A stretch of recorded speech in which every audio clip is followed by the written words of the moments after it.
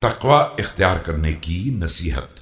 فليقبل امرؤ كرامة بقبولها وليحذر قارعة قبل حلولها ولينظر امرؤ في قصير أيامه وقليل مقامه في منزل حتى يستبدل به منزلا فليصنع لمتحوله ومعارف منتقله۔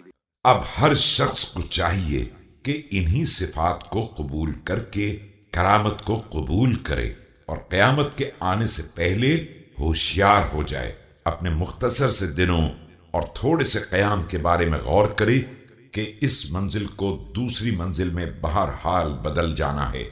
اب اس کا فرض ہے کہ نئی منزل اور جانی پہچانی جائے بازگشت کے بارے میں عمل کرے۔ فطوبى لذي قلب سليم أطاع من يهديه وتجنب من يرديه وأصاب سبيل السلامة ببصر من بصره وطاعة هاد أمره۔ خوشا بحال ان قلب سلیم والوں کے لیے جو رہنما کی اطاعت کریں اور ہلاک ہونے والوں سے پرہیز کریں۔